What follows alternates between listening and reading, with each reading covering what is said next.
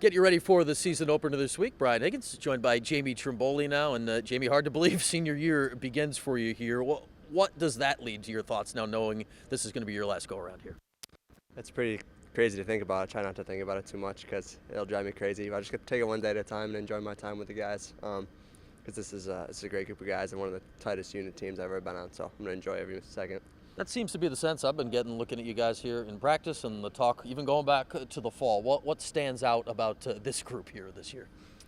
We've just been playing together since like a couple of years ago. We've all started playing relatively young, so we've had a couple of years of playing experience together, and that kind of has brought us together. We've gone through a lot of ups and downs through the years, so to be able to be here this last year with a lot of experience on the field and just great buddies in the locker room, it's pretty special. Coach Sesko has talked about it here for years about, hey, got to get some youth out there and whatnot, and I guess this is where it pays off, right? Because you got in the starting lineup your freshman year, your sophomore year, you began playing with Brendan and Tucker, and then unfortunately Tucker's out last year. But it feels like it's been many, many years we've seen, especially you three together playing midfield.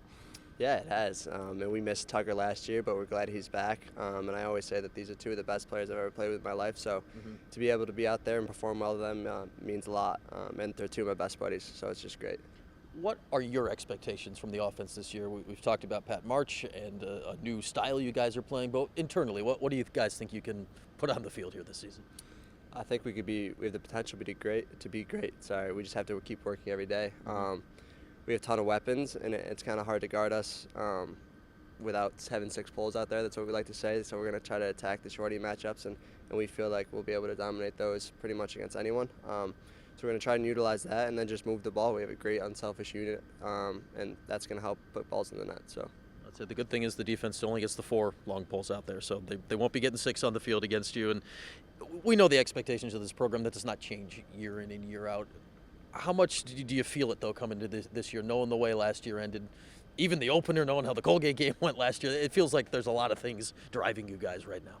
Yeah, we're pretty motivated, but we try not to think about all that stuff too much. We just know that we have the potential to be really good, so we're going to use practice every day to try and reach that potential. And lastly, Jamie, finally a game this week, and a real game. What does that mean to actually get out there Friday for one that counts?